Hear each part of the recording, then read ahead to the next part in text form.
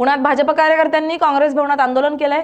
आंदोलनादरम्यान काँग्रेस भवनवर दगडफेक झाल्याचा आरोप काँग्रेसकडून करण्यात आला असून या दगडफेकीत अनेक कार्यकर्ते जखमी आणि रक्तबंबाळ झाल्याचं सांगण्यात आलंय। या घटनेच्या निषेधार्थ काँग्रेस कार्यकर्ते पोलीस स्टेशनमध्ये दाखल झाले। भाजपचे शहराध्यक्ष धीरज घाटे आणि नवनिर्वाचित महापौर मंजुषा नागपुरे यांच्या विरोधात गुन्हा दाखल करण्याची मागणी करण्यात आली आहे। यावेळी काँग्रेस नेते मोहन जोशी आणि शहराध्यक्ष अरविंद शिंदे यांनी तीव्र भूमिका घेतली आहे। भाजपकडून गुंडागर्दी केली जात आहे आणि जबाबदारांवर गुन्हा दाखल झाल्याशिवाय आम्ही येथून हलणार नाही असा इशारा त्यांनी दिलाय। दरम्यान काँग्रेसचे प्रदेशाध्यक्ष हर्षवर्धन सपकाळ यांनी टिपू सुलतान यांची छत्रपती शिवाजी महाराजांची तुलना केल्याच्या वक्तव्यावरून भाजपने आक्षेप घेतला होता। त्याच्या निषेधार्थ भाजपकडून यापूर्वी पोलीस ठाण्यात तक्रार दाखल करण्यात आली होती। या पार्श्वभूमीवर दोन्ही पक्षांमध्ये तणाव वाढल्याचे चित्र आहे। या प्रकरणाचे राजकीय पडसाद पुणे शहरात उमटत आहेत। भारतीय जनता पार्टीने पोलिसांना हाताशी धरून या ठिकाणी गुंडगिरी केली आहे।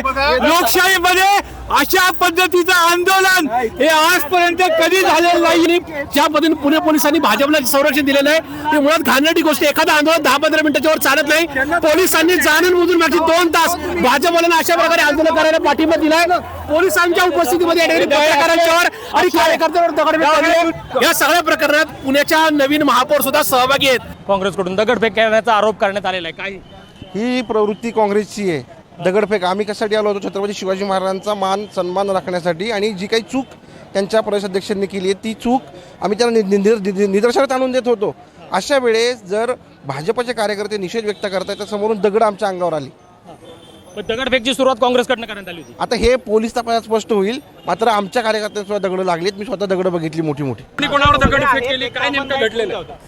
मी आता आपल्या सर्वांना एक देतो, परिस्थिती शांत आहे, ठीक आहे। दोन्ही जण एका समोर आले नाही, काही कोणामध्ये मारामारी झाली नाही। नंतरची ब्रीफिंग मी आपल्या सर्वांना देतो। सगळं सॉर्ट झाल्यानंतर, सगळं शांत झाल्यानंतर मी आपल्या सर्वांना ब्रीफिंग देतो। थँक्यू। फुटलेले दिसत आहेत, कार्यकर्ते जखमी सुद्धा झालेले। आता आपण स्वतःच पाहिलं असेल, 2 जण जखमी देखील झाले। एकाचं डोकं फुटलेलं आहे, एकाच महिलेला लागलेले। आणि ज्या पद्धतीने भाजप हे कायम खोटं बोलत आलेला पक्ष आहे, त्यांच्या रक्तातच खोटेपणा आहे, त्यामुळे ते कायम खोटं बोलून रेटून बोलतात। आमचे एकच म्हणणं आहे की ज्या टिपू सुलतानांसाठी ते नाव घेऊन या ठिकाणी भांडणं करण्यासाठी आलेले आहेत, त्या टिपू सुलतानांसाठी ह्यांनी आणि यांच्या पूर्वजांनी काय काय केलं हा इतिहास त्यांनी पहिला तपासावा।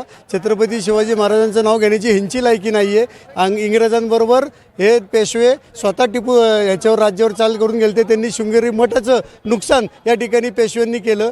त्यावेळेस टिपू सुलताननी ते शृंगेरी मठ वाचवला, तिथल्या देवीची स्थापना टिपू सुलताननी केली। हा इतिहासांना लपवून ठेवायचा आहे। आणि हे फक्त आत्ता जातीचं राजकारण आणि आत्ता जे देशामध्ये चालले, रोहित पवारांचे आरोप असतील, यांचे हे असतील, या सगळ्याला प्रत्युत्तर म्हणून यांनी हा विषय वाढवण्याचं ठरवलेलं आहे। या ठिकाणी पुणेकरांना वेठी सरलं, त्यांच्यावर सदृश्य मनुष्यवधाचा किंवा त्या ठिकाणी जखमी होण्याकरता गुन्हा दाखल करण्यात यावा, ह्या अशा प्रकारची आमची मागणी राहील। तर मोठा पोलीस बंदोबस्त या ठिकाणी तैनात होता, मात्र पोलिसांकडून कुठलीही भूमिका घेताना दिसत नाही। या ठिकाणी पुणे पोलिसांनी फक्त तमाशा बघितला। पुणे पोलिसांनी फक्त या ठिकाणी बघायची भूमिका घेतली।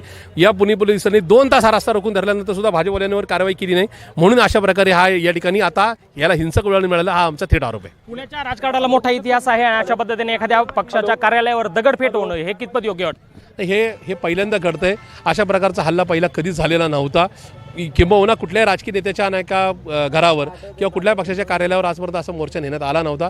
दुर्दैवाने पुणे पोलीस हे कायम या ठिकाणी भाजपचे हस्तक म्हणून कामकाज करतात, अशा प्रकारचा शंका यावी अशा प्रकारची आत्ताची परिस्थिती आहे। आज पुण्याच्या महापौर, नवनिर्वाचित महापौर मंजुषा नागपुरे यांच्या उपस्थितीमध्ये काँग्रेस कार्यालयावर हल्ला करण्यात आला। इथल्या गाड्या फोडण्यात आल्या, इथल्या आमच्या कार्यकर्त्यांच्यावर खुनी हल्ला करण्यात आला।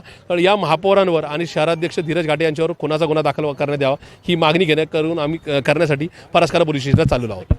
हे प्रशांत जगताप होते आणि मंजुषा नागपुरे यांच्यावर सुद्धा गुन्हा दाखल करण्यात यावा अशा पद्धतीची जी मागणी आहे ती यांनी केलेली। आणि आता काँग्रेसचे जे कार्यकर्ते आहेत ते फरासखाना पोलीस स्टेशन या ठिकाणी या कार्यकर्त्यांवर गुन्हे दाखल व्हावे या मागणीसाठी आंदोलन करायला पोहोचणार आहेत।